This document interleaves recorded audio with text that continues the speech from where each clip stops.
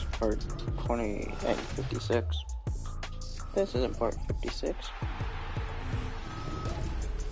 This is part 60.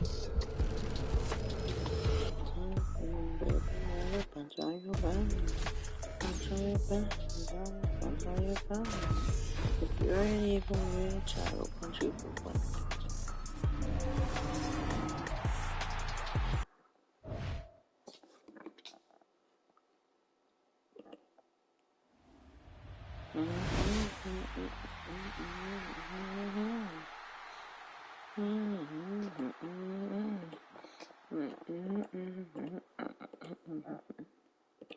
I don't know why I'm currently thinking of that singular clip from Blade Adventure Time, just that, I'm a tough dude, baby, I will punch on your buns, I'll punch on your buns, I'll punch on your buns, and if you're an evil, former Super Bowl winning NFL player, among the two dead in crash at New York airport. What? Where's Francis? Huh. I don't know who the fuck was Francis is. Francis? Who the fuck is a Francis? I can English good.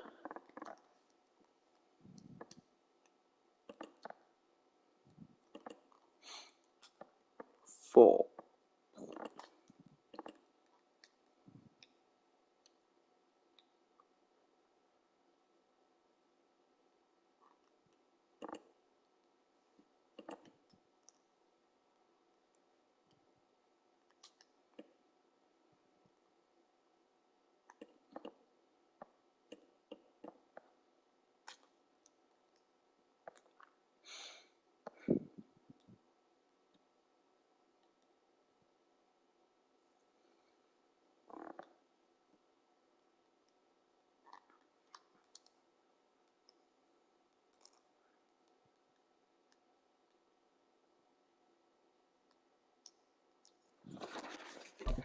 I say we bow down to Gojo.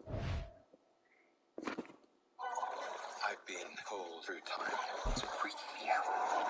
I thought he didn't look that bad. How was the wine? Magikarp. According to the Pokédex, it's weak and useless. But in some games, you can find the elusive level 100 Magikarp. It too is weak and useless. But what if we go for a wild, shiny, level 100 Magikarp?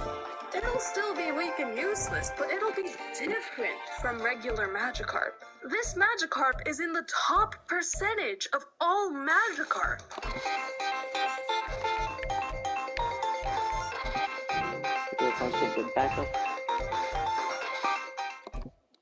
The level 100 Magikarp isn't new. It's hidden in quite a few games, like Pokemon Platinum's Resort Area and Black 2 and White 2's Nature Preserve.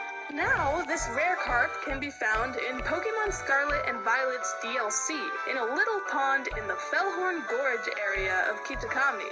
But its rarity depends on your adventure in the Paldea region. The level of the Pokemon in the Kitakami region is based on whether or not you've completed the main story of the base game. If you have, there's a 1 in 37 chance that a Magikarp in this pond will be level 100.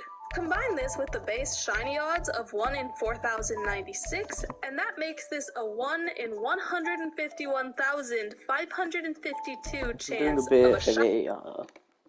Average check, real quick. No.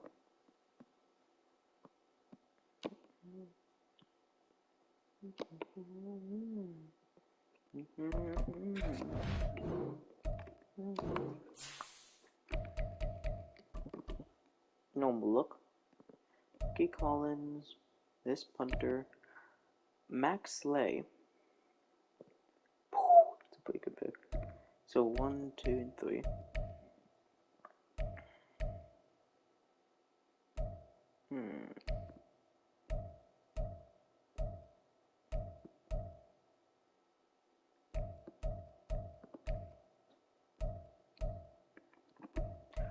And so yeah. So Collins, Slay, and Pimlico.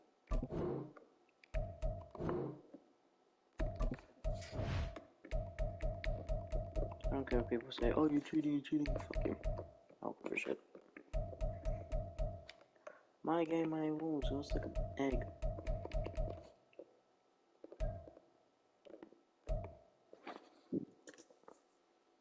Level 100 Magikarp. For now, though, I'm using the Shiny Charm and Sparkling Power 3, so I have the highest odds of 1 in 25,274. On top of that, I'm using Teensy Power 3, so there's a 1 in 1,617,533 chance I'll get a tiny, shiny, level 100 Magikarp. That's insane. I know. I'd find that funny. Anyways, it's time to make a sand joke, Catherine! No. I'm gonna be real with you. I didn't make a sandwich this time. Because I am a plushie now! Woo! My power has been contained in this plushie right here. Look at it go! Look at it moving! It do be smooth. Oh, it spins! And you, Oh. yes, you, can pre-order Me? your very own plush of my likeness from Makeshift.com. Or use the link in the description to go right to the page for this precious plushie. It's limited edition. I think at least wait. Super special. No, And only available to order for a mine's few specialer. weeks. So don't miss out on this shiny They're hunting throwing buddy. an image on screen. Anyways, Says that's it's a it for my fan of my shameless plush. plug. Now No, go get that's some a furry. cucumber and 2 sour herba mystica, and you'll be. I need an editor so I can make that joke even funnier. Like that could be a hilarious joke. Like, editors, throw a plushie on screen and say it's mine. No, that's a furry. No, that's Fundy. God damn it, I'm not Fundy.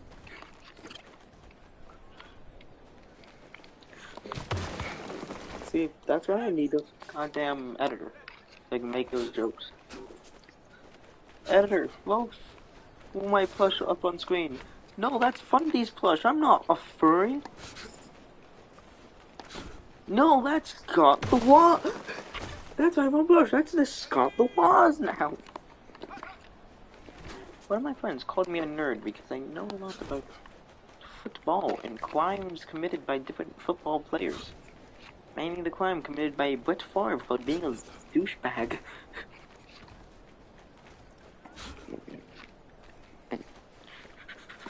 Death. Finding tiny shiny carps in no time. So I began the hunt. With the location we're in, it seems that picnic resets are the most efficient way to hunt for shiny Magikarp. I haven't used this strategy since the launch of the games, when we didn't quite understand how Pokemon spawns worked, and that in most cases, just running around is much faster than the whole set up a picnic. There's the table. Toss the Pokemon. Here they are. Close the picnic. The Pokemon are starving. The Pokemon are starving. Don't starve the Pokemon. I don't like it when people starve my Pokemon 7s. My man just ran there and just went fall. Really, he just went whoop. And I'll just message Brandon fall. Yo, Mitch, what season is it? Fall. That might be the funniest video I've ever seen. Then how, like, after that, he then did another skit in that same video where it's like, yo, dude, you need to stop doing that. Do you want to experience 1,000 deaths?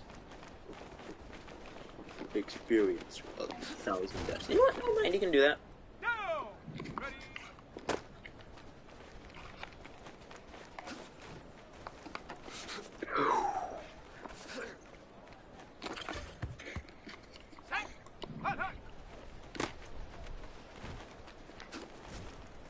Pew!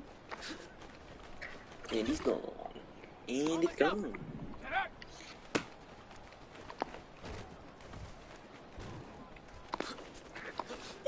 Walk up their ankles and then just hops his way in, just boop-a-doo.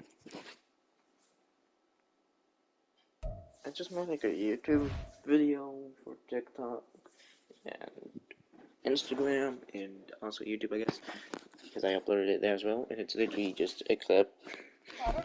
It's a hilarious one. So yeah. That's pretty sick. Yo, Shiny? Shiny? Shimmy. Shimmy fish. Hello, shiny friend. What level are you? 47. 47. Boo. Not quite what we're looking for. But that's okay. Phase 1. Let's heckin' go. How? You are a friend now. We need to get Munchlax out of here. I was expecting this hunt to take quite some time, because I didn't know what the odds were at this point. So it was the only hunt I focused on for a while. And to ease the boredom, I would join Discord calls with Blue Actor and Versidon. Someone sits down next to you in a 5-hour flight. Your worst nightmare is that they're wearing. Where the fuck you going, pendejo? Mis canenes are homies. Shiny Magikarp! Hey! What is the level? 68. Almost nice. Almost nice. Well, that's phase 3.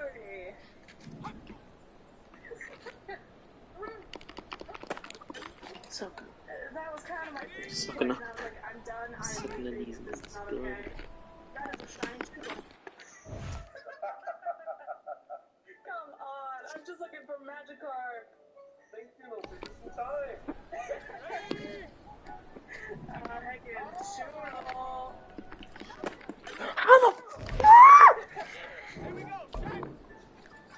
Well, that is a creature.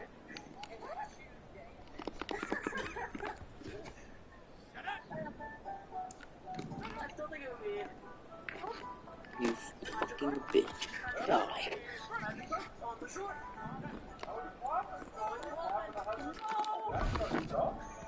Magikarp jump. 64. Boo. Nintendo 64. Let's go, Nintendo. Yeah, I can. Jump 2. That is Magikarp. That is Magikarp. Okay. Thanks.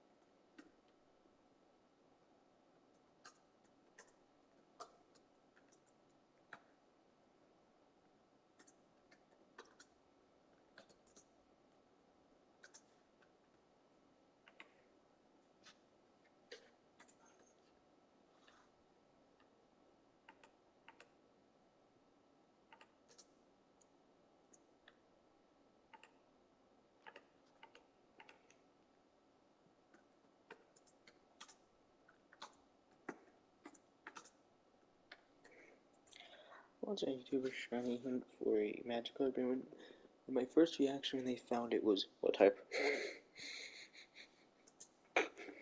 Why was my brain immediately? What type is it? Oh,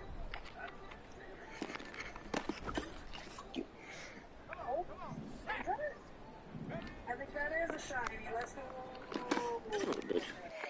Let's go. Right when I put down my other Joy-Con, because I was like, I actually only need to use one Joy-Con for this. Not when I find a shiny. Let's go. That's either number 5 or 6. Level 61. Also, I think I figured out what the lowest level is. 43. Okay, I'm gonna update and then I'm gonna go on bank. Is that a shiny? That is a shiny. Yeah! The creature! That is a good shiny, yes. Dude, we're in Canada! Oh, also. You got that. Frickin' Choodle is in Canada! It's Canadian. I knew I couldn't trust it. Honestly, It was too nice. how many shinies we got that weren't Magikarp, especially in the Choodle line. In fact, during the downtime when I was hunting for Herba Mystica, I still managed to get a shiny Dreadnought.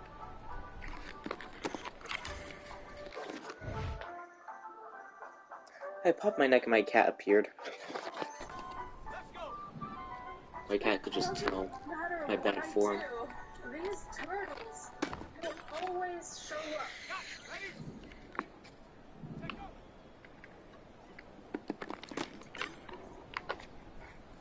I need 2 interceptions as well. Right away. You fucking what? That was I need 1 more immediate. interception, that's all I need. Level 48. Fuck you, man. Not what we're looking for, but heckin' immediate shiny. That's insane. Oh, shiny? Yes. Let's go. What's the level?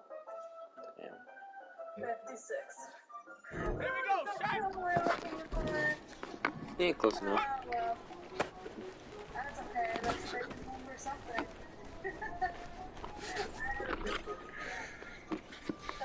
Go!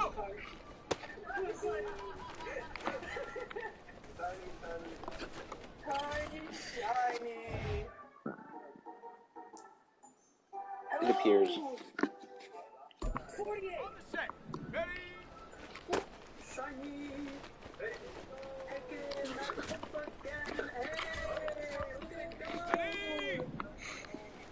But all I look for in a running back is just, can they do CMC stuff? Can they run? Can they catch? That's all I need in a running back. Okay, watch. They can catch, then they stay.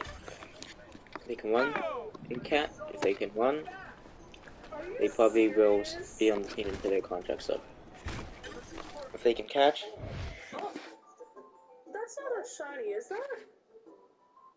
That's definitely a shiny. Dude, I don't even know what a shiny one looks like. What the heck? We were just talking about how this one can just go up. We just got the full line. Ready up! Get out!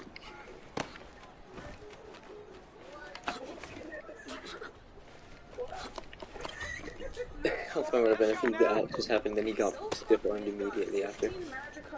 And boop. 2 Dreadnought and a Crawdon. No level 100 Magikarp. And And ready, no ready? tiny shiny. So No one bit this shiny. Bink. Oh, shiny? Yep. That do be shiny, let's go. They gave me something. Let's go. No! No way! No way! We got a level 100 shiny Magikarp! Oh my god! That was not a long hunt at all. Level 100! Oh my gosh! Oh my gosh! No! Hold up! I need to... Oh my gosh! You fucking what? Oh my gosh! Ah! Let's heckin' go! No way! No way! Oh my...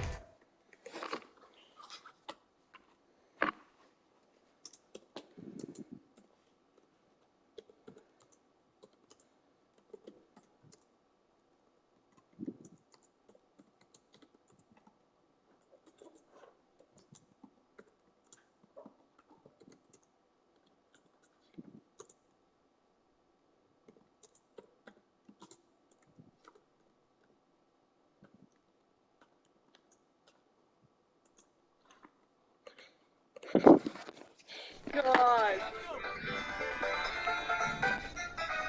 I can't waste the rest of the sandwich, but I still have so much time on the sandwich. And these bombardier are attacking me. He's I not back. can't Oh shit. leave. But I want it. I want it. I want to see if it's a mini one there. There's no heckin' way. But, I'll check just in He got case. burned. Level 100. Shiny Magikarp. It's a pint-sized powerhouse. That's not bad. Any marks? No marks. That is not bad, though. Behold! The most powerful Magikarp there is. Originally, I was going to continue this hunt to see if I could get a level 100 shiny with a mark, to add to the rarity. But then there was the incident.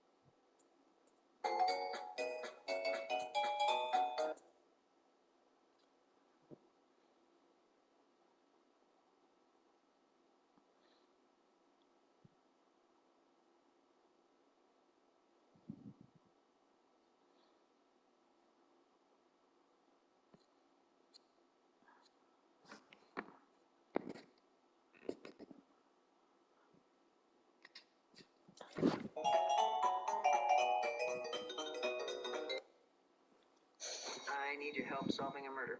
Oh, yeah? Whose murder? Mine.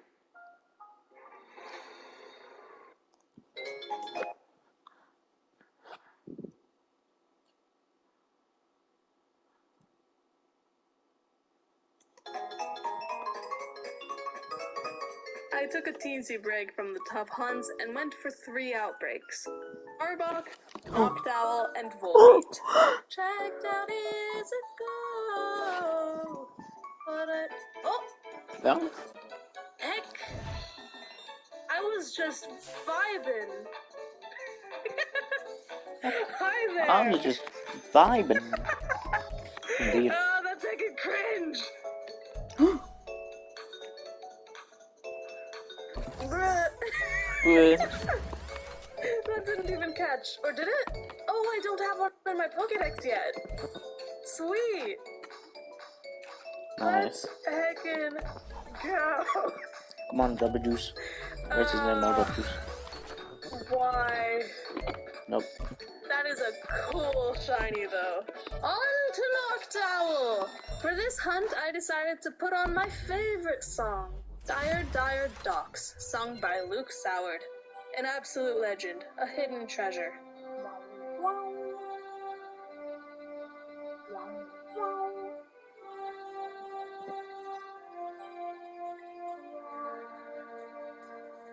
Oh, heck.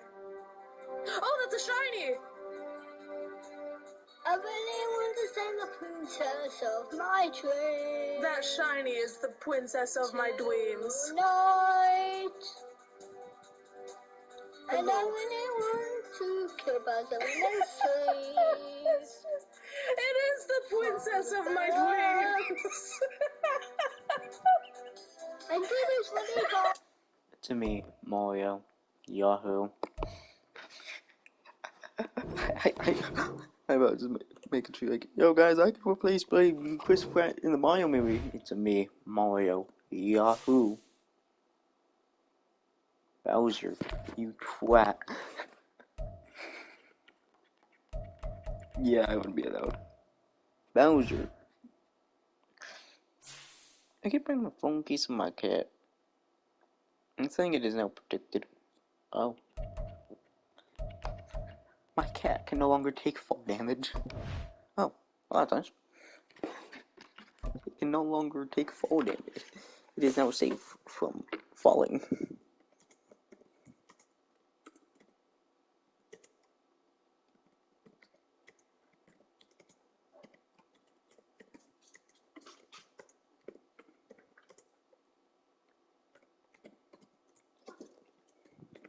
It is now safe from falling.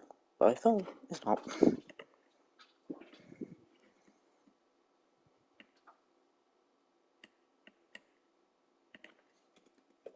No. Hey, Quentin, you just reached level 16. Wowie! No.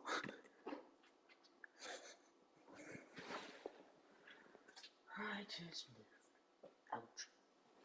Can you stop being insane for 3 seconds, cat? No, you can't stop being insane for 3 seconds. You can't. You know what happens then?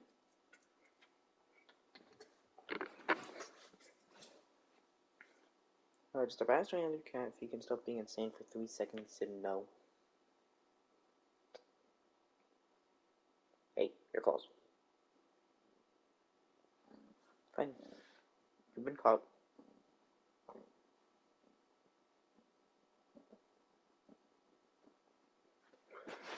He's just laying there like, where am I? What year is it? Ah! No. Explain yourself. Explain why you chose this class.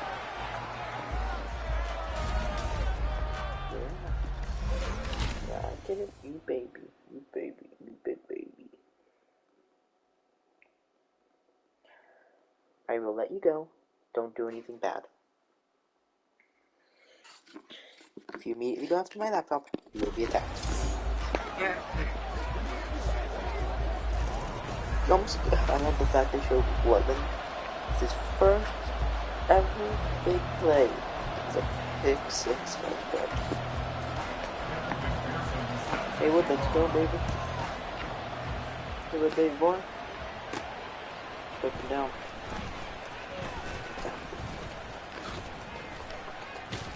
I get you're having a panic attack, but get ready for a physical attack, bitch. I love that clip so much. Stop leaving shoe shiner in the basement. Hey, you're under arrest for beating your wife as per this new bill signed by the governor and I can't beat my wife anymore? No. Well, then whose wife am I supposed to be? No one's. As you can see, this signed bill states no wife beating. It's not signed. Give me a pen. Somebody give me a pen! Oh, my shoe shiner. Who else has got shinier shoes than me? I got one right here, boss. Oh, thank God, Patrick. Okay, hold on, man. I got it. Come on, hold on, my lord. No, other way around. Boots the salty. Other way around. For God's sake, sign the bill. Come on. Sorry, man. Really long name. I'm German. There. All right. Damn it. Well, we didn't get our first guy, but we got our last woman. What's your name, ma'am? Abigail Lumich. What an ugly name that'll go down in history. Everyone will know the last woman to get domestically abused. I'll be remembered? Yes, because you're definitely 100% absolutely the last woman to ever get domestically abused. No woman after you will ever get hurt again. Ever. I also want to vote. All right, lady, relax. I pay taxes just like a man. I should have a say in politics. Mr. Lumich, your woman is hysterical. I knew this day would come. That's why I beat her. Matter of fact, I want all the rights men have. You give a mouse a cookie and they ask for a glass of milk. Control your woman. Those days are over. I'm protected by the law. Oh, well, will you look at that? I misspelled my name. I guess the law hasn't been passed yet. What? All right, now, you two have a lovely day. Stop leaving shoes. What gender are you? Male?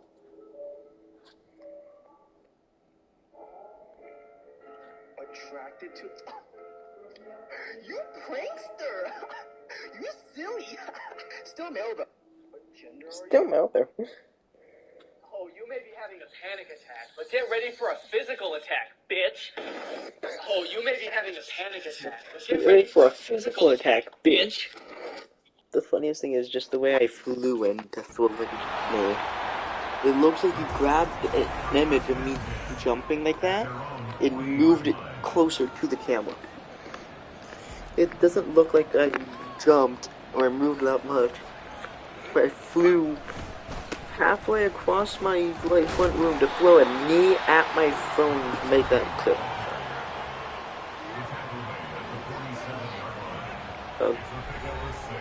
Look, Philbin might be a stud, but maybe a good player, but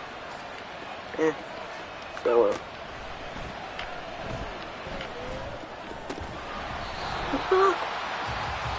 Hey, touch him, and then he got fumbled. dingle dongle bingle bangle, going on mute to go ahead and listen to.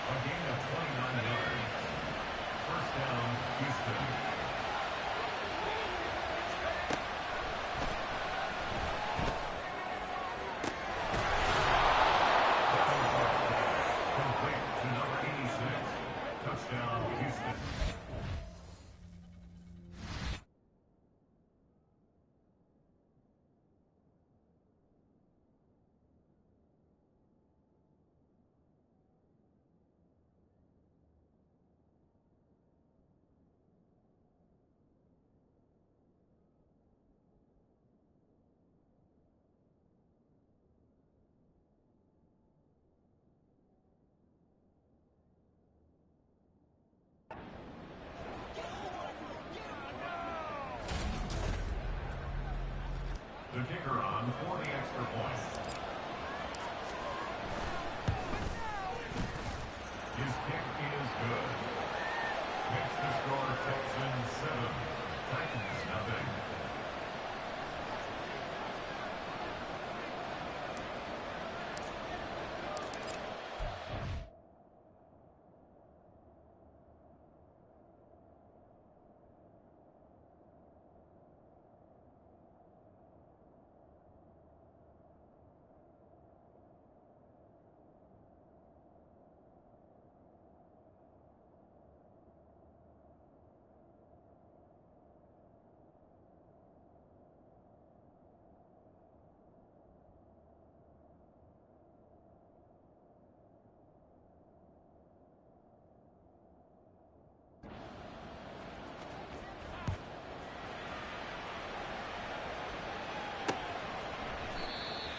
The Titans take over first.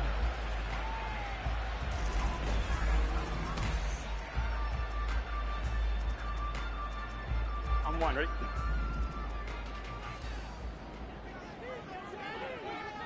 God!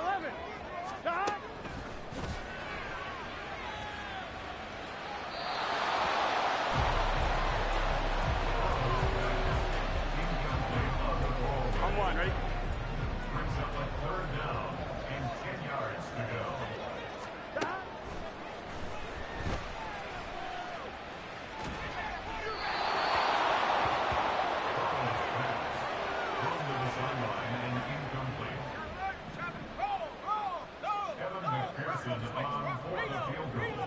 A 61-yard attempt. Makes the score Texans 7.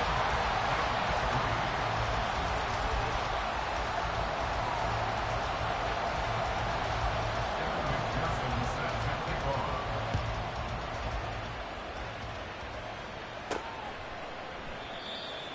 The Texans take over first and 10 at their own 25-yard line.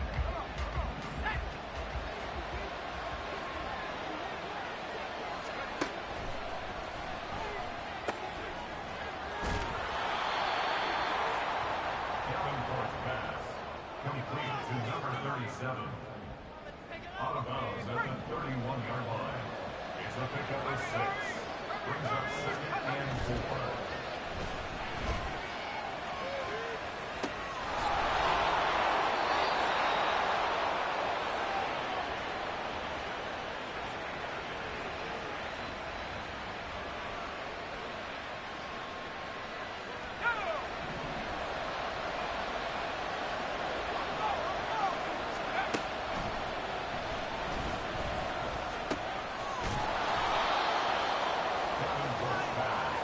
Complete to number 16.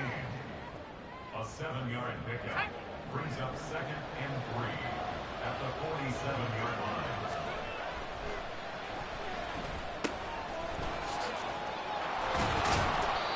Davenport's pass complete to number 3. It's a gain of 3. Brings up third and inches.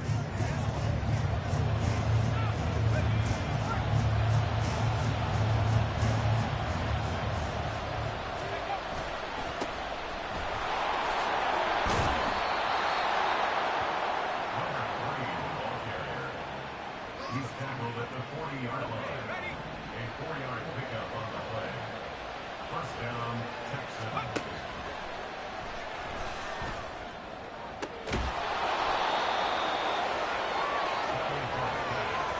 Complete to number 16. It's a gain of 23 yards. And the Texans first down.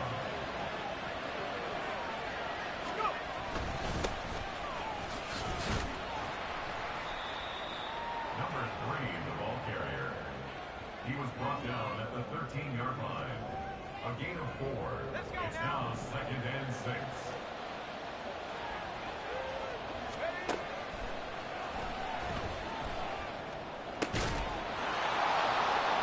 Davenport's pass complete to number 85. Touchdown, Houston. The kicker on for the point after. The kick is good.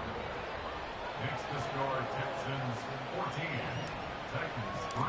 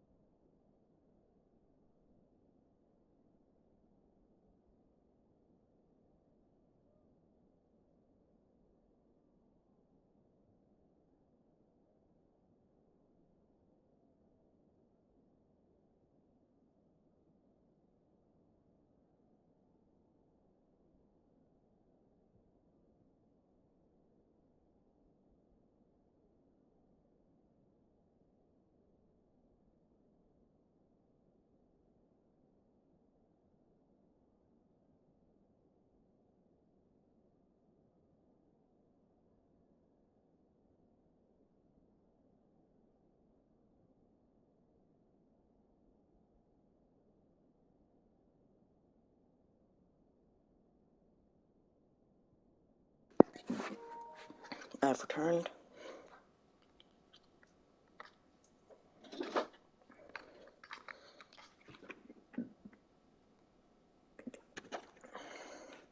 I had to go do something, but I'm back. Like the famous YouTuber Docko once said, "What's going on, guys? Don't go back again."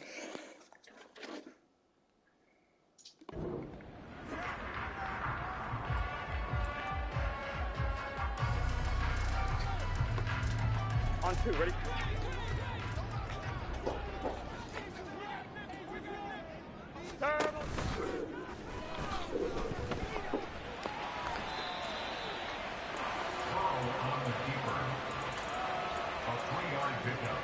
Oh, you may be having a panic attack, but get ready for a physical attack, bitch. Oh, you may be having...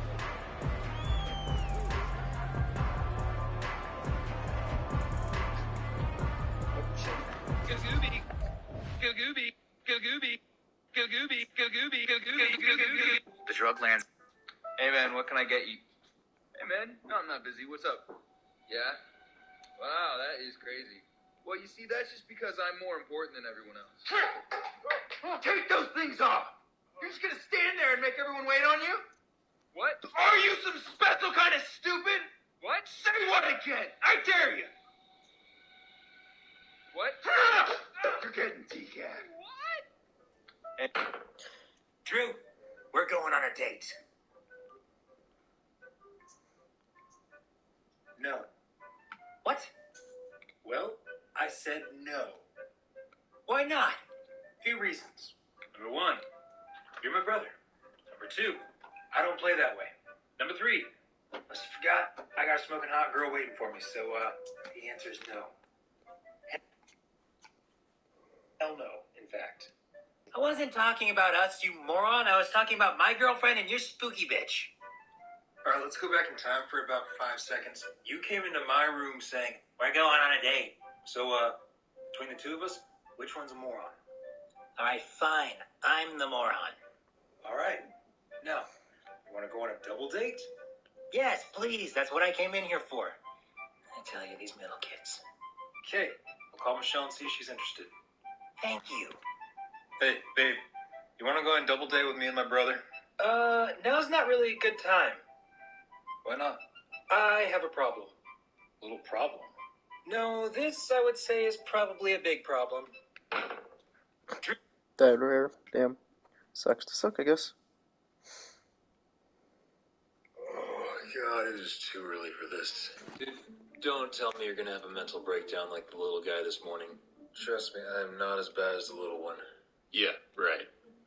Earlier that morning, You'll never take me alive! So, you excited for your first day of senior year? Hell yeah, I'm excited. It's taken me 4 years to get all the street cred and everything I needed for senior year. Now, I'm one of the biggest, toughest, baddest dudes on campus. This right here, this is gonna be the best school year yet. Oh my god, it's true, the Party King! Hey, I thought everybody was gonna hate you because you hit them with jelly beans. I was wearing a mask, remember? They had no idea it was me. It's true. Well, the good news is, So one that's more true? thing I can add to my street cred is that I'm the older brother of the Party King. I don't think that's what you're gonna be remembered for. What do you mean? What else will they remember me for? Oh my god, that's the guy who got his ass beat by his mom with a spatula. Oh, God. That. This is so dumb.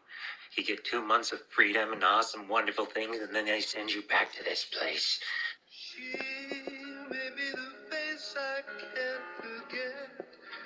I mean, what am I going to learn in here that's going to teach me how to become a professional streamer? I need times to computers, people.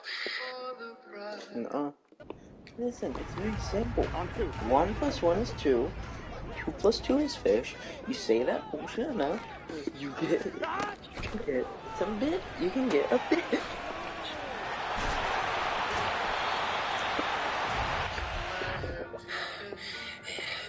I said it once and I'll say it again.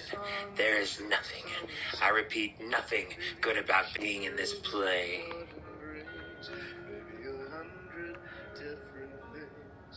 Ugh, she bites her fingers.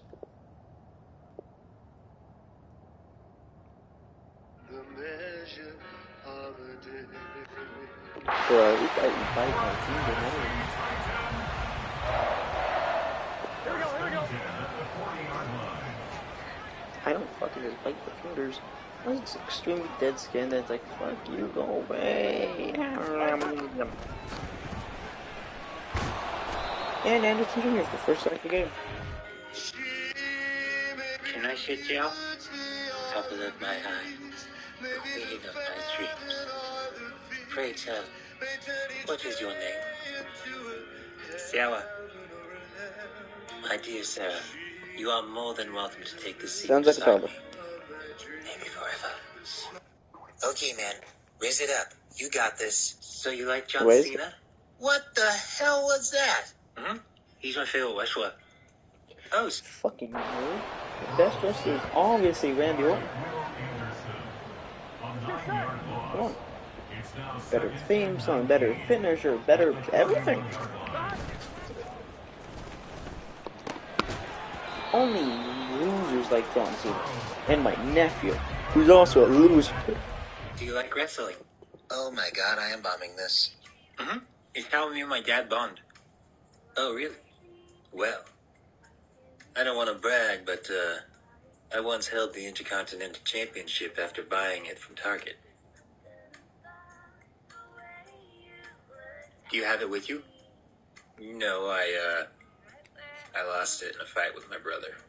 Well, you should put forward your rematch clause. I hadn't even thought about the rematch clause. The thing where you can say... Dumbass didn't even think about the Wii match clause. Oh, that's great. One quick second. 12. Wait, not a joke. I could actually make a skit of Brandon. Because he knows how big of a nerd of wrestling I am. I have the NXT Championship in my closet, so that could actually be a fun skit. He beat me, but I get to fight him again because I was a champion. You know more about wrestling than I do. Or you could always go with the Money in the Bank option, but the problem with the Money in the Bank option is they don't sell those at Target. You have to go to the WWE store, or you have to try and go to one of the competitions to actually buy it in person. Do you want to get married? Sure, that could be fun. This is the happiest day of my life. Hey, little dude. How'd your first day go? I got married. The fuck? What? I met this really awesome girl named Sarah, and she really likes pro wrestling, and she really likes John Cena, and then I asked her if she wanted to marry me, and she said, sure, that sounds fun.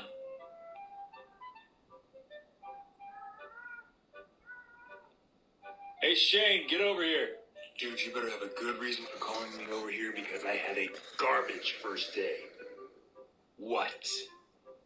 Listen to this. I got married. Frickin' what? I'm like, motherfucker, you what? You what? You fell in love? You got married on one fucking day? Let's show shit together. Tomatoes. Hey guys, it's me. Go. Married. On. So it looks like the middle and the youngest have a girlfriend, but you don't. She's not my girlfriend. We got married. You really had to rub that in, didn't you? Look, both of you, it is very, very difficult to get a girlfriend when there's a very famous video going around where your mama is beating your ass with a spatula. Doesn't really give you a lot of street cred. Look, there's the dude who got his ass kicked by his mama. I hate this place. Okay, so, according to Armando, if I want to prevent the gray from coming back too quickly, I just need to relax. I can do that. Relax. Hey, Mom. Hi, Pumpkin. How was school? School was awesome. Oh, yeah, someone got married. It's really good to hear. You'll never guess who. One of your teachers? Nope. It was one of us. One of us?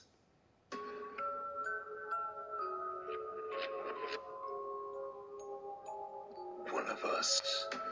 Uh-huh. Hey, Ma.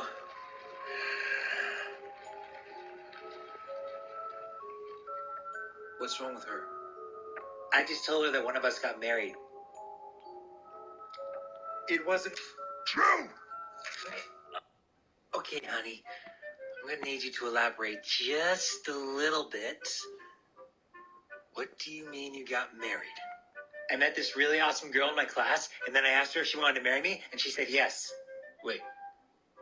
You just asked a girl in your class if she wanted to get married? Uh-huh. Oh, my God. You know, I'm really happy for you, kiddo. Yeah. Why do you say it like that? Well, honey, I thought You're you meant fucking something stupid. like serious happened. I didn't know that you just had a crush. I'll have you know, our love is real. No, it fucking ain't, you dumbass. It is, and I'll prove it to you.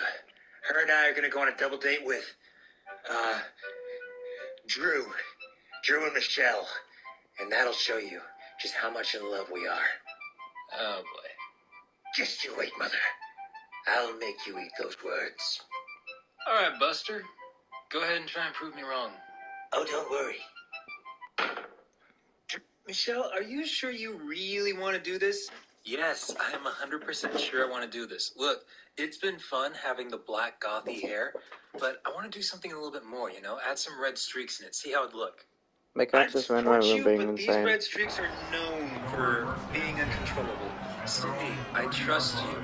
Look, that's nice, but I don't trust myself enough to do this. Cindy, if you don't do it, I'm just going to do it myself. You want to do it yourself? Go ahead. I'm just going to sit here and watch my farm. All right, fine. Give me all the stuff. I got this. So, how does it look? You know I love you, right? Yeah. And I would never do anything to hurt you, right? Yeah. So I'm not going to make any comments. I'm just going to stand here and let you take it in. Come on, Cindy. It can't be that bad.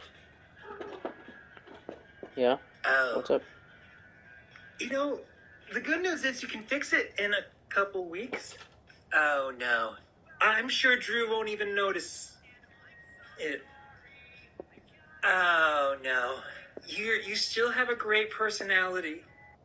And now, because I look like what a vampire throws up, I don't think it'd be a good idea for me to go out in public. So, I don't know if I'm going to go on this double date. Is she seriously not going to go because she messed up her hair? We're talking about true love here. Look, babe, I get it. You dyed your hair, but I bet it's not that bad. Okay, Mr. Smarty Pants.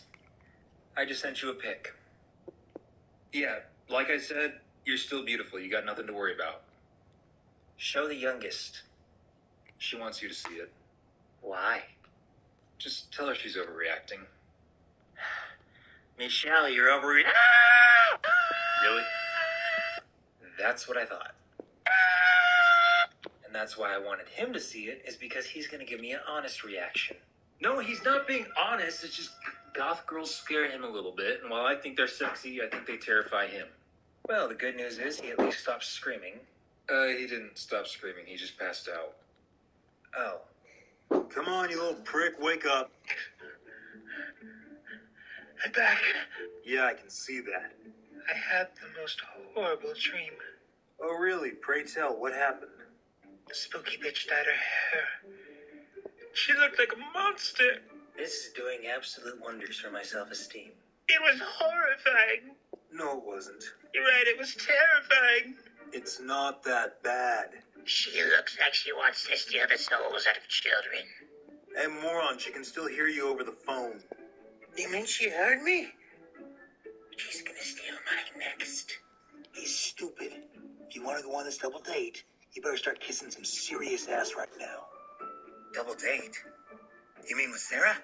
Yeah, the weird wrestling girl you keep telling us about. Michelle, do forgive me for my horrible, stupid jokes. I think you're absolutely gorgeous, and my brother is so lucky to have you. Uh-huh. The way he switched that shit up. Complete to number 28. A gain of 18 on the play. First down, Houston. Tell you what, Nick. If this girl really means the world to you, I'll go out, but please, please, please, do not scream when you see me in the restaurant. Don't forget, we're both helping you out here. She's doing a lot for you right now, so be nice. Got it? Look, I will do what I can, but I got a stake in my back pocket just in case she looks like a blood-sucking vampire. Oh my god, you're such an idiot. Look, it's probably not even gonna be that bad. Okay, I'm ready. See? What I'd say? Thought I'd put on a black dress, have it accentuate a few other things, and, hopefully take some attention away from my hair. What do you think? Speechless? Maybe I'm a bird. Man, I'm a bird. I can't whistle. My eyes are up here. Yeah, but those aren't. My man has his priorities in check. The way he just went, yeah, but those. It's like, dude, you got your priorities in check. Dapping me up. Oh my god. I don't see what the big deal is. Oh, I do. Men. I gotta say, little one, it's very nice of you to not scream at me when you see my hair. My throat still hurts from the last time, but you're still terrifying. Oh. So, where's your little friend? Her parents are gonna drop her out there. Where are we going? Denny's. Glad I dressed up. Me too. What's your friend's name? Sarah. What does she like? Wrestling. What else does she like? Me. Where did you two meet? Kindergarten. Okay. Why are you asking so many questions? I'm asking all these questions because I want to know what I can talk to her about when we're together. Please. She's not gonna talk to you. She's gonna be looking at this gorgeous hunk all night long. He really is full of himself, isn't he? The funny thing is, he's been like that his entire life. We have no idea where that false sense of confidence came from. I gotta say, little one. You have no idea where that false sense of confidence came from.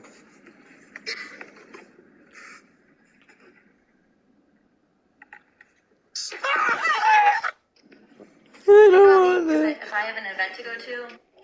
Stop recording, please. He can't hear. He's deaf. How are you? Could you stop recording?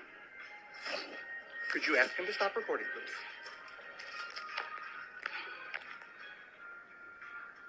Nah, he said there's a part of his pronouns he's cam/lens.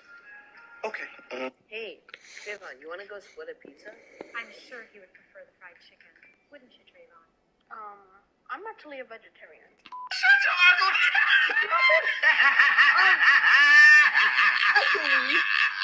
Now we all know damn well.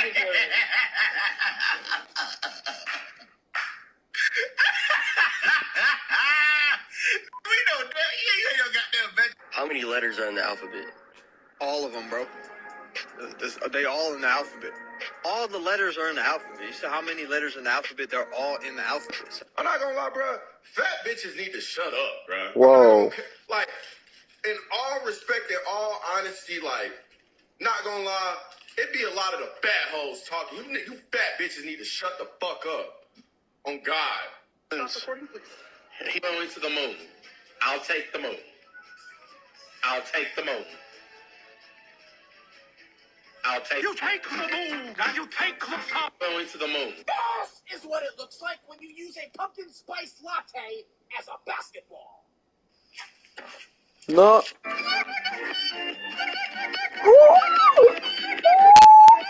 What is the most gut-wrenching So I betrayal you've saw ever a stroke. experienced? I got my childhood sweetheart pregnant, and we ended up having a daughter. She was considered a miracle child because the pregnancy was so difficult for my wife that she was never able to have kids again, which sucked, but it worked out perfectly in the end. My daughter was incredible. Now 2023 comes along. My wife cheated on me with a friend of hers, which I discovered by signing into her Facebook. Yes, I know it was an invasion of privacy, but curiosity struck. I'm saying this out of pure hatred, but he was one ugly son of a gun. But he had one thing, money. I immediately called my daughter and persuaded her to come to our house as it was urgent, and she was quite nervous, which was strange, but now looking back, I'm assuming my wife found out I knew about the affair somehow, some way, and told her. She arrived at our house and I confronted my wife. She didn't deny anything, heartless in fact, and she scolded me for having no affection, lacking intimacy, and to be honest, she was right, but I was trying to achieve our goal, which was early retirement. My daughter could have kept quiet, but she scolded my wife for cheating and called her a floozy, and while she wasn't wrong, it caused my wife to expose her. My wife stated that she's had an affair since the pandemic ended, and my daughter discovered this early on and has been keeping it a secret from me. The affair partner gave her lots of money to keep her quiet. She tried apologizing, but it wasn't enough. I was heartbroken. My daughter meant everything to me and my wife, and they destroyed me. So I just left the house, waiting for nightfall, and ignored every phone call from my daughter. I came back, packed up my clothes, and left. I expected my wife to be home, but she went out probably to be with her new partner. Now, while I have lost my family, I still have my wife's share of our early retirement, which she can't get her hands on, so I now have lots of money to splash, and I guess I can try and start all over. Before completely moving on with my life, I thought I should hear my daughter out, and while I was reluctant at first, I wanted closure. I wanted to understand why she betrayed me. So I unblocked her contact and I messaged her and asked to meet her at Starbucks just to talk. She tried calling me, but I refused to answer. I just wanted to meet her potentially for the last time. A day later, we met at Starbucks. She tried hugging me, but I refused, although I did want to initially. When we sat down, I went straight to business and asked why she protected her mom's affair. She replied, "I don't know," but I stated to her, "You know why, but you refused to admit it." To which she finally cracked. She admitted that when her mom met this new guy, she was struggling financially due to university, and when she discovered the affair, she was going to tell me about it. But he told her to keep her mouth shut in exchange for money. With the money that he gave, she was in a better situation financially and mentally, and at that point, I got pissed. She was treating him like some sort of saint, some sort of hero, so I broke down in Starbucks, in public, and I asked her why she didn't ask me for help, and she was speechless. I then asked why she didn't take the money and still told me, and she finally stated that she didn't know, yet again. She asked me if we could ever have a relationship, and I said not for a long time. I don't think I can ever trust her again. Before I left my house, I took a picture frame of me and my daughter when she was younger, as a reminder of the good days, and I gave it back to her, and she started breaking down. I guess money really does buy happiness because, in this guy's case, he took my wife and daughter from me. With just a couple of Benjamins. A famous quote from an old favorite game of mine has come true in my life. Nothing is true, everything is permitted. What is the most gut-wrenching? Bro, I can't believe Grandma got you the new PS5 for your birthday. I know, this is so cool. Oh, he's over near me. Grandma's the best. Hey, what are you guys doing? Are you serious? Tommy, you hooked up to PS5? Why didn't you come tell me? I got next. Yeah, right, Billy. You must be out of your mind. I'm never letting you touch my PS5 with your Dorito fingers. I only do that so I can save some for later. That Dorito dust is delicious. Come on, plus I don't even have that much on my fingers right now. I'll lick it off. Watch. Ew, no, now you're definitely not touching my controller. Yeah, just look at your iPad. Your screen protector is just a layer of slimy Dorito dust. No, it's not. Come on, guys. Look, my fingers are clean. I got next. Oh, Tommy, you died. Give me the controller. No, I said you're not playing. Now get out of here, Ice Spice. Mom already told you to stop calling me that. I've told you a million times. I've had this haircut first. She copied off of me. Now give me the controller or I'm telling Mom. Okay, go and tell Mom then, Napoleon Dynamite. I already told you. You're not playing. Now get out of here. Fine. You asked for it. I'm going to go tell her right now. Hold on, wait, Billy. That's what I thought. You don't want to get in trouble. Now give me the controller. No, I don't care about that. I just wanted to tell you. Don't forget to tell Mom about this. Ouch! Now you're in big trouble! Mom! Nice throw, man. Thanks. I've been practicing. Want to play again? Dude, I'm down to play all night. Hey, Tommy, listen. You're going to share the game with your brother and you're going to let him play. And you're lucky it's your birthday, so I'm not going to ground you for throwing a sandal at him or calling him Ice Spice. Mom, but it's mine. I don't want him touching it. He'll break it. I'm not going to say it again. You're sharing your game system with your brother, and you're going to let him play the next game. And I'm going to stand here and watch and wait to make sure he does play the next game. Are you kidding me? Fine, whatever. I told you I would play. I got next. Michael, start building a sky base. We need to buy time. I want to text Grandma. Okay, I got you. All right, I sent a text. Hopefully she sees it in time. We need to make this game last as long as possible. Oh, I got a text from my grandbaby. I wonder if he's playing the new PS5 I got him. What? Oh, hell no. Don't worry, sweetie. Grandma's on her way. Grandma texted me back. She's coming over. Hopefully no one sees us up here. 10 minutes later. Oh, man, there's only one team left, and this storm is too small. We're going to have to jump down and fight it out. Okay, let's get this W. Hopefully Grandma makes it in time. Oh, wow, you boys won. Good job. Now, Tommy, give the controller to your brother. I guess she's not going to make it. If he wants it, he can come get it. Yes, it's my turn. Hey, step away from that controller. Ow! Mom, what was that for? Ow! That's Tommy's PlayStation, and he doesn't have to share with anybody. You understand? Okay. Thanks, Grandma. Bro, I can't believe... So, what we do... excuse me. Take that down immediately. It's still September.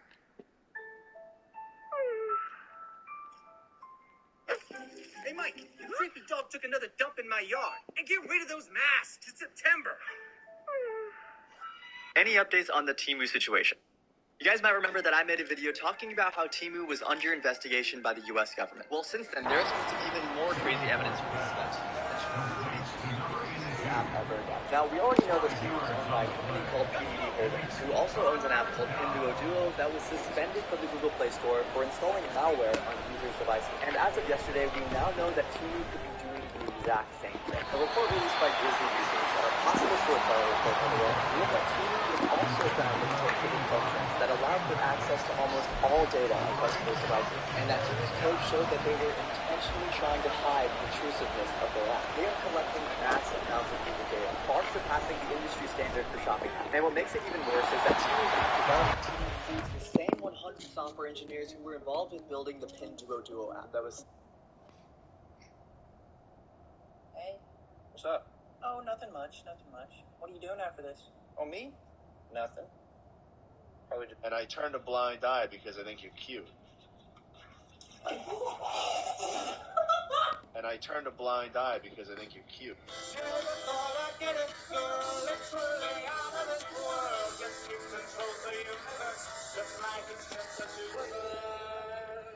Just the two of us in this classroom in the sky. Crimes of passion are just fine when enacted on AI. Just the two of us. Quiet graphic take online, leaving characters to die, just to guarantee your mind. Stop acting crazy. Ugh. Stop acting crazy. Ugh. Stop acting. I am so...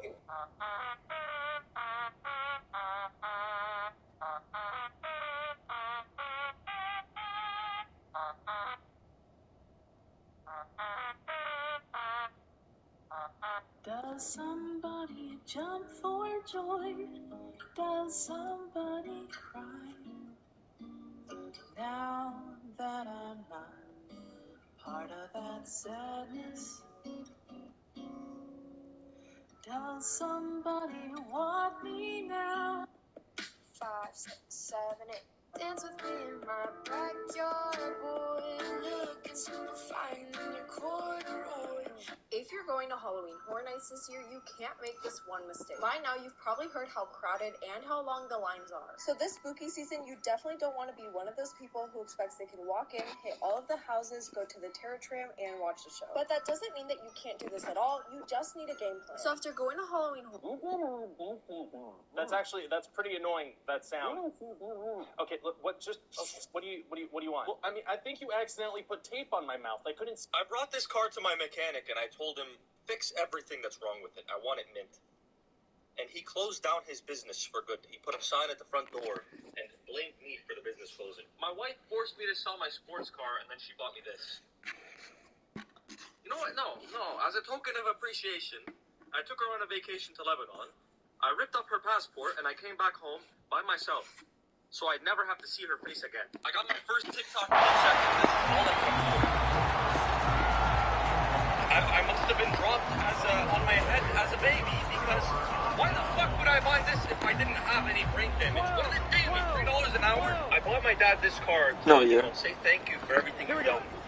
And then I told him it was a prank. This is actually my car. One day I might buy you a 94 Civic. I brought this car to my mechanic, and I told him, fix everything. Every day when you're walking down the street, and everybody that you meet has an original point of view. And I say, literally cannot believe It's one of more than two. I've been seeing so many people struggle with this simple game, and it's literally starting to piss me off. The game is based off your IQ, so I guess more than half of TikTok has a below-average IQ, and it's mind-blowing.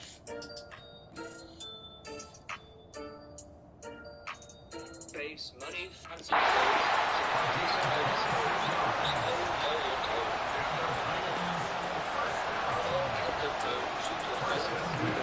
Here we go.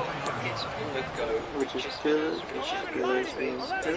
take clothes, so long as it's not disposable, slow, keep it low, even though Think of that, I propose you to put it through your phone. You got this all the day. You're just silly. I'm a Canadian present. To miss his presents. To Russell up in Scotland. And no David Tell. And trust fund feelings. A Christmas present. And raise my voice on the road. And also feel my presence. And tea. And I laugh. And a tea and trap up. Slowly falling. Rest in peace to my forefathers. Or maybe not. And stay there and leap down in your dark craven walk. Now I need to listen to the song. I forgot how good that was.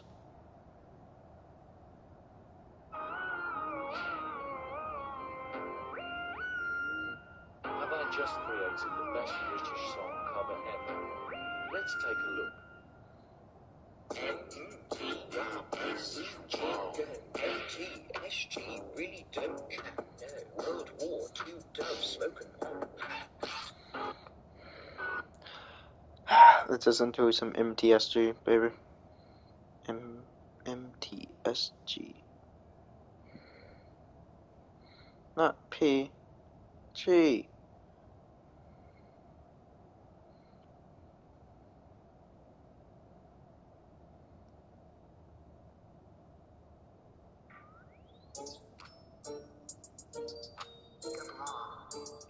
No, what?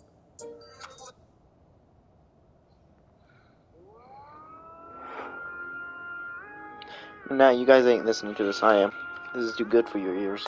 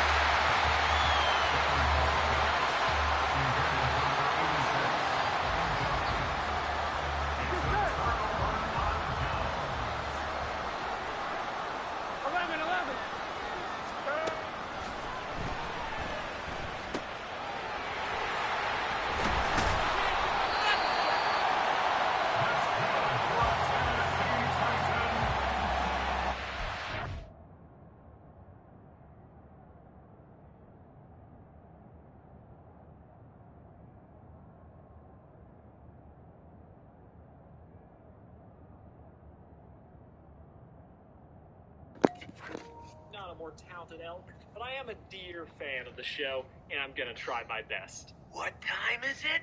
Time for you to shut up! The episode starts with the classic we've seen previously. At the very start, the creators want you to know that this episode is more connected to the original series. This special is here to give you the feels, and it starts early. The episode proper begins with a dream sequence that at first pretty indistinguishable from a regular Adventure Time episode, but almost immediately small hints are sprinkled in that tell you that this is all in Finn's head. With ice golems of Uncle Gumball and Peacemaster attacking, people he didn't meet until after he lost his arm, to Finn's voice being way deeper than it was back in the early days. But the misadventure quickly takes a turn as after stealing 50 flavored ice cream, they have to free Turtle and the worst princess from the Ice King. Easily succeeding, but Finn's inner pain seeps through the cracks as a single line from Jake. Everyone's alive! Yeah! Finn tries to distract Finn from his grief, which would lead him to realizing that this world isn't real. But even Dream Jake seems to be aware of his predicament, acting as his subconscious. And after being frozen by the Ice King, Jake tells Finn to go have fun without him. We'll meet up later and enjoy all this sweet ice cream, alright? A harmless suggestion, however, with the greater context of Jake's early death, loading it with a lot of pain, and speaks to Finn's longing to be reunited with his brother after death. And so Finn refuses to let his brother go, instead dragging his frozen body with him for future adventures. A literal representation of what Finn did after Jake passed. And this one line, it destroyed me. The worst thing to ever happen to me.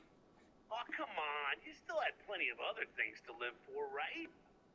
Yeah, but deep down, I just kept waiting for the day I'd finally see you again. Because for as much as stories like showing people overcoming grief, moving on with their lives, the reality is, it's a lot harder than that. There's very few cathartic moments where everything just clicks. It's more of a marathon where you're constantly having to reaffirm, no, this is what I need to do.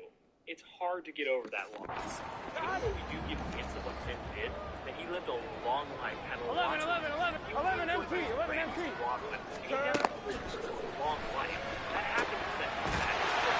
Sadness. Because Finn...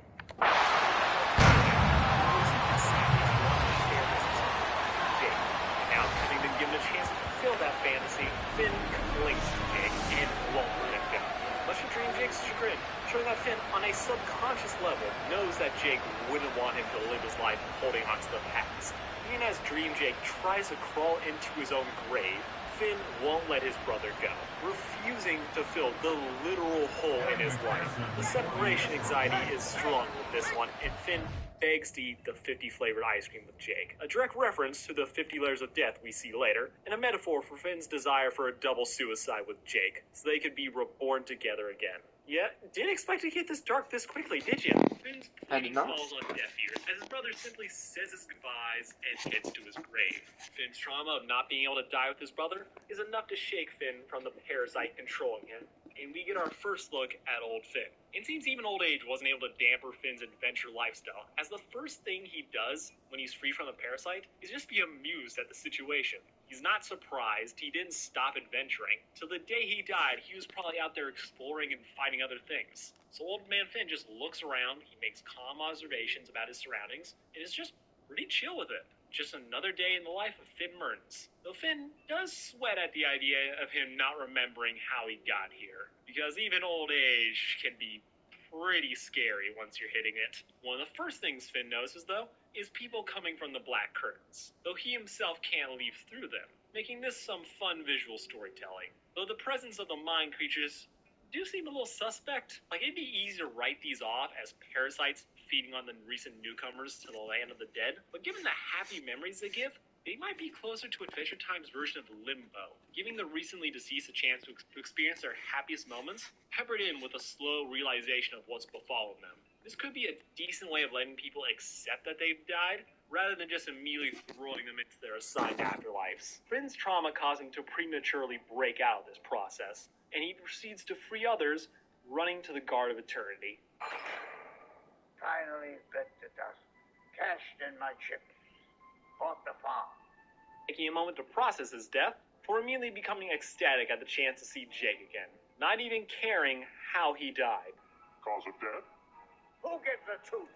which is just classic Finn, and probably the best way to brush off the fact that our beloved hero died. Because yeah, Adventure Time, despite its traditional age range from young boys to adult stoners, has never been a stranger to the topic of death. From the Lynch's quest to end all life, to the nuclear apocalypse that created New in the first place, death is expected as hung over the show for its entire run. To make what was originally the final episode take place after both our beloved characters have died is as bold as it is morbid. Though with the conclusion of this episode, pulled it off beautifully, even if it came at the cost of making Finn kind of dismissive of his own life and the possible friends and family he might have left behind. It's not a huge thing, but it does kind of put me off a little bit. Together Again is a story about the fraternal bond our heroes share, not a PowerPoint of what Finn did after Jake's death, leaving us free to come up with our own ideas. After being past the Wind Guardian a second time, Finn sees a familiar figure, but not the one he was fighting for. Yes, it's Mr. Fox, a recurring character who you remember not caring about. Mr. Fox is Finn's assigned guide to the underworld. Apparently, running the whole underworld is too big a job for Death himself to do personally, so he assigns souls that the deceased are familiar with to take them to their final place of rest. With incentives, apparently, as Mr. Fox is working to get a hypoallergenic pillow. As in his words, dust mites around here. Apparently dust mites have souls and dies, which I did not know about. Finn, however, could care less about where he'll end up and only wants to see his brother again, something Mr. Fox can't help him with. As it's way above his pay grade, Finn does take the time to learn how the Land of the Dead runs on one's own perceptions, with the location changing based on your preconceived notions of death. And it's not just limited to the landscape. Death's denizens can also be changed. Finn subconsciously de-ages himself, but thanks to his awareness of his past lives, can take on their appearance as well, which we get a quick rundown of, from Shoko to the Comet and a butterfly before his buff baby self. Finn decides, though, to take a more familiar form, selling on his iconic blue clothes and white cap. Finn makes a conscious decision to keep his robot arm, because it was losing his arm that made Finn go on a journey of self-reflection and personal growth. Plus, after spending most of his life with it, Finn might be more comfortable with it than with his original flesh and blood appendage. Mr. Fox tries to get Finn back on track to his destination, but our hero needs to find Jake, so they can fulfill their plan of being reincarnated together, ignoring his destination of the 37th Dead World. The same plane of death we saw Abraham Lincoln go into to reclaim Jake's soul after killing him. Which, yikes. If this is what Finn was supposed to spend all eternity in, I guess all those years of kicking people's butts and the occasional shittiness didn't do his soul any favors. This judgment, though, is immediately overruled, with the appearance of an undertaker, angel-like beings who travel between dead worlds using musical instruments in service to New Death. Finn heads to New Death's castle, where he meets a familiar face. Tiffany? Yes, Tiffany. Finn's self-important nemesis is also here. And even Finn is unsure how he's supposed to feel about it. Tiffany, having long been just about everything to Finn, seems to have settled on friendship on this occasion. Letting Finn into Death's castle, the formerly Zen Stone Gardens has been turned into a rebellious teen clubhouse, as the Undertakers all seem to be troublemaking youth content to live the good life thanks to their new boss. These minions are a perfect choice, as the new Death himself is very much of the same mold.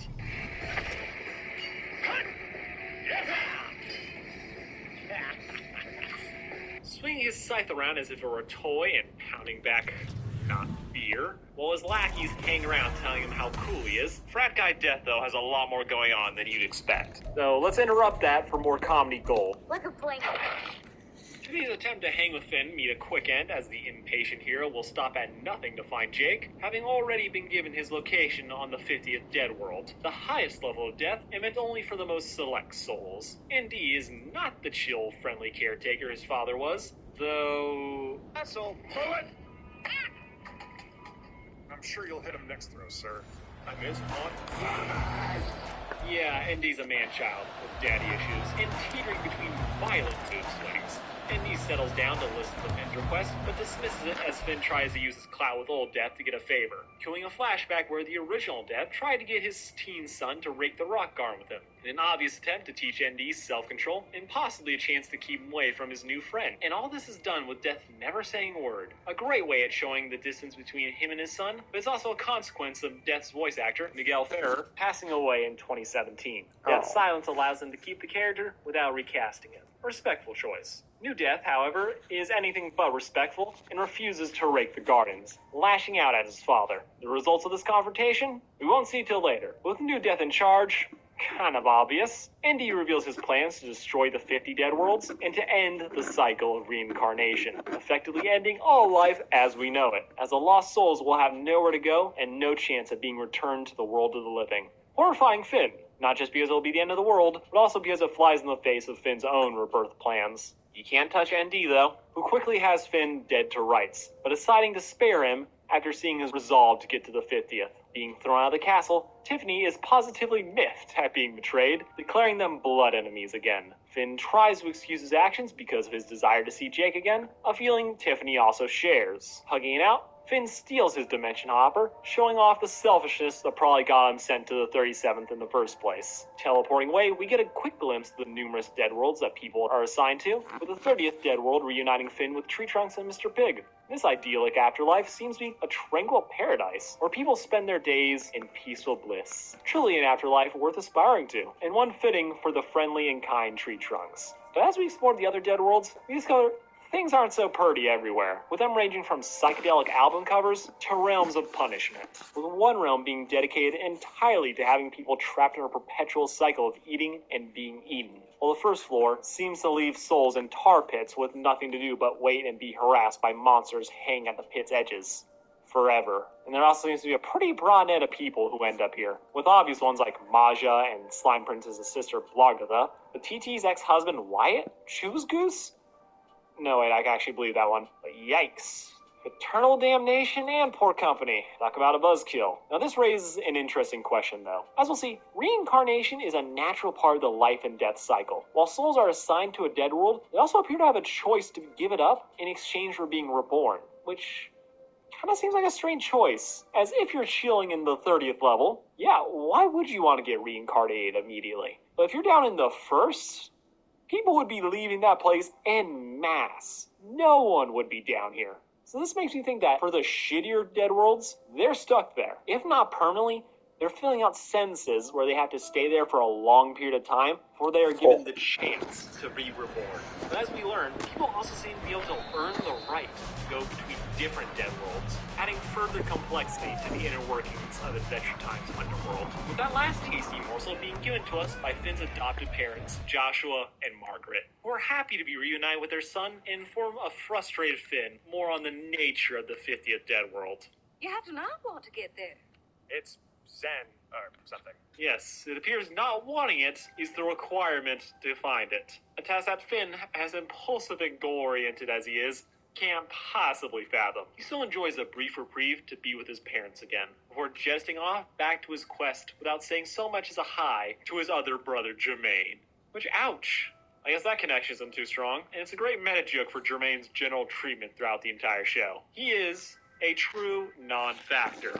As Finn struggles with not wanting it, Tiffany arrives, and to let his hoodie-wearing cohort spirit bomb the dog family's house and the dead world out of existence. Finn is left stranded in the empty void, alone again, and believing his family to be lost forever. Falling to despair, grief ages Finn into a skeleton.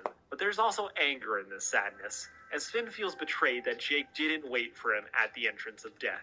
An understandable but selfish desire, as it's unfair of Finn to ask Jake to put his afterlife on hold for him. Finn probably knows that this is an unfair thing to ask of Jake, but it's a gut reaction that we all make from time to time. Ironically though, it's Finn's emotional breakdown that allows his reunion with Jake. After decades of separation, Finn and Jake are finally together again. This emotional reunion is undercut by Jake's maybe joke. Yeah. Who's Jake? See, Jake, fresh from the 50th and having achieved Nirvana, is not completely there. Enlightenment seems to have legitimately given Jake trouble remembering the here and now, as after being one with the universe, the events of his own life are slow to return to him, struggling to even recall who Finn is. Being one with the universe, great for your spiritual side, not so great for personal reunions. Jake eventually stops joking around to remember who Finn is, commenting how he heard his tortured soul from the 50th. But upon seeing his brother, You're doing just fine. I'll see you when you get to the 50th. Seems Jake mistakes Finn's happiness at seeing him again as being his complete mental state and tries to just leave, which Finn is not having, pleading for him to stay, talking about their plans to die and be reborn again, but these pleas fall on deaf ears, as Jake has grown beyond worldly cares and become a Zen a-hole. This seeming callousness reflects an actual critique of Buddhism, as by detaching themselves from the world in pursuit of spiritual enlightenment, it allows worldly problems to go unchanged and injustices to continue. Jake's detachment from the world has left him unable to help, let alone see the struggles that Finn is going through, telling him to just let go of his suffering and to seek out enlightenment and join him on the 50th. Can I just say, it is perfect that out of the entire cast, Jake is the character to get enlightenment. Jake's character is always shown to be one of living in the moment, very rarely stressing about future events or things outside of his control. Jake, while obsessive at times, his easygoing nature is one that would make him a natural at attaining higher levels of existence. And as we all remember, he spent an entire episode as a brick just to appreciate the experience and narrate what he sees. Jake is just down to vibe, and it is this calm nature that makes Jake a perfect fit for Nirvana. Even Dream Jake seems to be aware that while this may come naturally, it's not a place that Jake should be. This ice cream is so good. Here we go.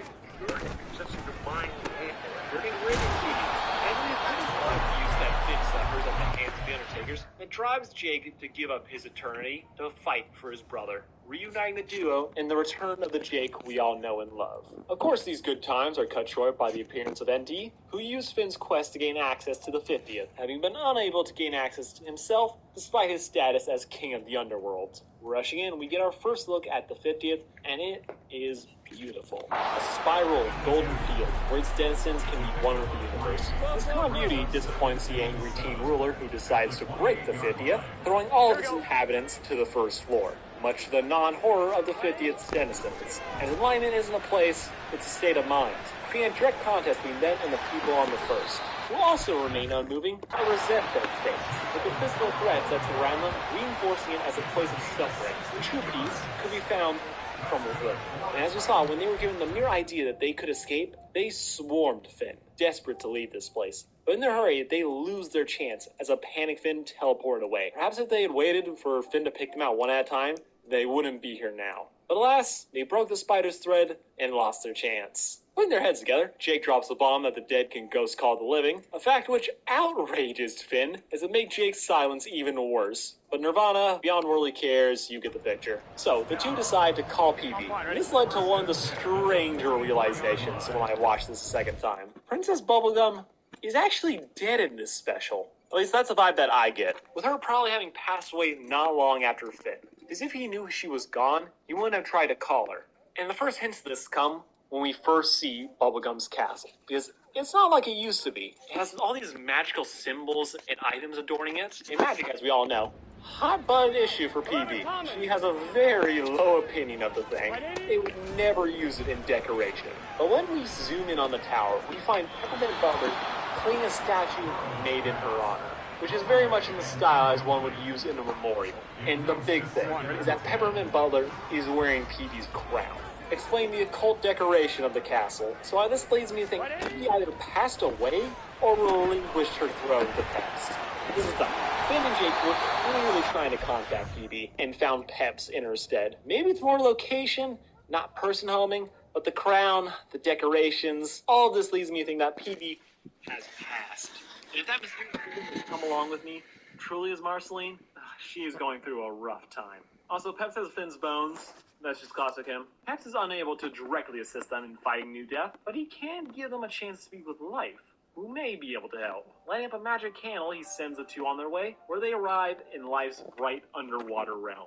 And a nod to life first coming to existence underwater, making a fitting domain for the source of all life, with the benefit of the undersea location staying a perfect contrast for the dry desert death rules over. And it's here we see Life craft a new body for a soul made out of clay, who is disappointed in being bugged. Finn and Jake plead with Life to aid them in stopping ND. Despite her son's actions being out of control, she seems to only want to focus on her work, seeing it as a substitute for her family, implying a possible falling out between life and death. Life's inaction and job are cut short, though, by her kiln going out. Robbing her of the ability to create new life, her son's plans on ending the cycle of reincarnation has affected her personally. So now he must be stopped, causing her to create a weapon with which they can defeat ND. She tries to warn them of the price that comes with it, candle's gone out, and they're now left with a weapon they don't know how to use, and a warning they didn't hear. Finn and Jake run into the unwelcome appearance of Tiffany, who decided to save Jake's parents earlier, and Jermaine, and is holding them hostage, forcing them to eat cake while he rants. This ranting and painting are all Tiffany desperately wishing for a family and to be liked by Jake, deciding to try and kill Finn to break himself out of the funk that's consumed him. But he's unable to go through with it and instead ends up saving him, joining them in yet another attempt to win Jake's approval. And acknowledging Endy's reign won't help anyone. Bringing them to the castle, Finn and Jake disguise themselves as Shoko and her tiger, possibly signifying Jake's past life was the tiger, and that they've been together even in previous lives. Or it's just Jake picking a look that would match Shoko's backstory. Either way, a toot from Jake caused them to crack up and give up their identities, forcing Tiffany to stay while the brothers face ND, who's in the observation room watching his Undertakers destroy one dead world after another. Facing the frat lord of death, the giant snake man proves to be incapable of standing up to Finn and Jake now that they can actually hit him. But they prove to be unable to slay him, causing them to question if they're using the stick right. Banting over how they should unlock the stick's true power, Indy attempts at jumping the boys is stopped by a talisman Finn's mom gave him, an object of paternal affection stopping someone who lacked it. That's gotta hurt. It's here where Indy reveals the truth of what happened that day at the Rock Gardens. After trying to hit his dad, Death simply dropped the rake and hugged his son, showing that he truly did care. But Endy is confused by the display, and a familiar voice encourages him to strike his father. And not in the right state of mind, You bit your dad? Yeah, I bit him. Shut up. causing him to transform into a tree. It seems when Death is killed, they transform into objects reflective of who they were in life. OG Death became a tree, while Endy would become a snake eating its own tail, reflecting his own self-destructive tendencies. Perhaps all the skulls in Death's rock garden are the remains of the previous incarnations of Death, but in killing his father, the position of Death is transferred onto him, along with all the responsibilities that came with it, explaining how the impulsive man-child came into the role of ruling the underworld and the contempt with which he holds the position, with his destruction of the underworld being little more than a tantrum of someone who didn't even want to be here in the first place. But the story has one last reveal for us. Wendy bursting into a fit of laughter that slowly transforms into an all too familiar one. Oh, sure. Yep. The Lynch is ready.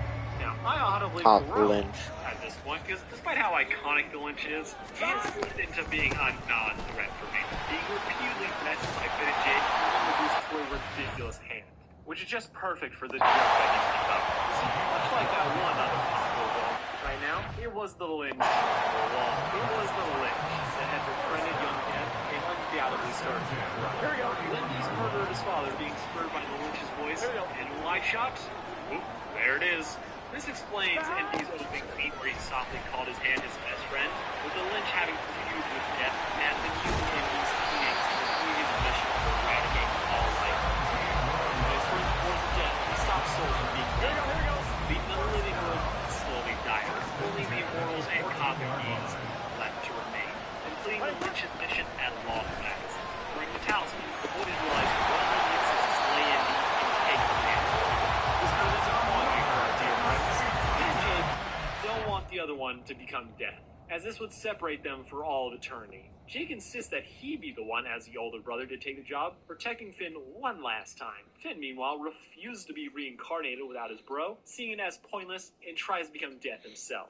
Shifting between their past lives, they fight, but quickly devolve into a slobbering mess, telling the other how much they love each other while knocking themselves senseless. And it's here Mr. Fox has to step in and take the stick to tell them, quit being idiots, and this coincides perfectly with the Lynch breaking free and attacking them. Thankfully, Mr. Fox is holding the stick the right way.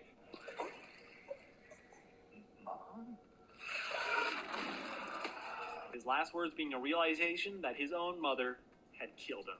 I wonder if New Death felt betrayed or relieved in his final moments. But for all his angst and anger, his destruction of reality had to be stopped. And Mr. Fox was apparently the man to do it, and is now being transformed into Death. And the Lynch is finally thrown into the void, hopefully never to be seen again. I personally would have felt more comfortable if he was reduced to nothing, but this is still pretty fitting. A vehicle for the plots to the very end. Mr. Fox, now Death, restores his memories and returns all the wayward souls trapped in War 1. He gives them comfy pillows to rest on. Surely this will be the beginning of a new Death. Mr. Fox releasing the souls also proves the ones who were there originally, thus giving them a chance on a lower sentencing and a chance to grow. Civilized. Spot-wise, the day saved, Finn's family is be reunited with the surprising addition of Tiffany, who Margaret and Joshua have saved/adopted into their family. Because yeah, Tiffany needed a resolution, might as well give him this. Everything is done, and Finn finally admits to his own struggles. Still had plenty of other things to live for, right? Yeah, but deep down, I just kept waiting for the day I'd finally see you again. Confirming my earlier interpretation that Finn's dream sequence where yes, Finn was never able to get over his brother's death. Finn struggled with living without his best friend, and while he still kept on going, it was never the same. A sad but a real struggle, one that Finn comes to recognize as being selfish, as his actions put pressure on Jake to always be at his side and hampered Finn's ability to live his own life.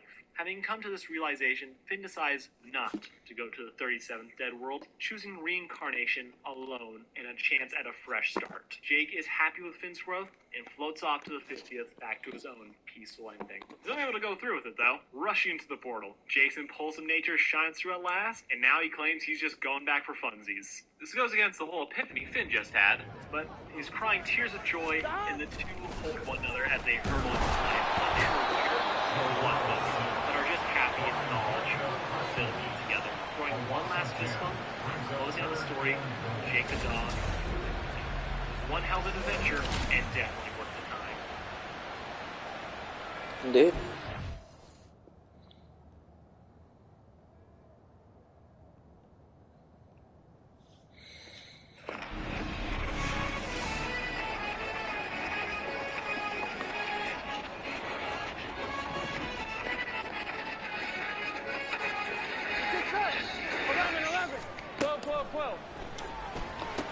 You want a career in cybersecurity?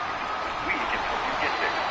Our stackable cybersecurity programs offer the Valve? Yeah, remember them? They used to make something called video games. After the unfathomable success that was Half-Life, Half-Life 2, TF2, basically all the games Valve has ever made, it was thought that would be really fun for them to make another godly game. How do you make a game as revolutionary as Half-Life 1, with the story and world building of Half-Life 2 and humor of Team Fortress 2, without rehashing any of their previous games? Oh, well, I know. You hire a ton of college students straight out of college who made a very simple game about portals in a couple weeks and give them the tools and resources to port it over to your game engine. But how do you make one of the best games ever with arguably repetitive gameplay, linear maps, and boring world design? Well, they did it alright. They also made a second one.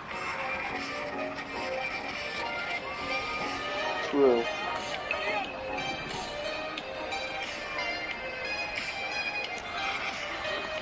Portal, well, it didn't just randomly fall out of the sky. Before Portal became Portal, it started off as a small student project in the early 2000s called Nonbacular Drop. Before you say, why are you talking about this game nobody has ever heard of? I clicked on the video about Portal, not about this. Well, firstly, that was what Portal was. What Nonbacular Drop was and how important it is to what people know. Nonbacular Drop is very managing to Portal at around like 9 minutes, but oh my god, it's a miserable 9 minutes. You can tell that this was a student project because it sucks. The game starts off by telling you the story behind whatever is happening, but good luck reading it because it goes by so quickly. I had to pause and rewind the footage to read, but it's just once upon a time it made me beautiful. I don't feel like reading all this, but it's a story behind how this princess got kidnapped and imprisoned by a demon in a cage, and how the spirit of the mountain was to help her escape by opening around. You start off the game in this cage, and right away you can tell how ugly this game is. It looks like one of the old games. I'm surprised there aren't demons I'm supposed to be fighting here. Getting out of the cage is pretty simple because all you gotta do is open a portal on your wall, then another one anywhere outside the game. You're then greeted by your first puzzle with a big box with 2 buttons on the floor. I want you to keep this puzzle in mind, especially for later puzzles. How do you solve this one is by placing a portal underneath the box and After another this one above is done, I'm gonna screen the base of your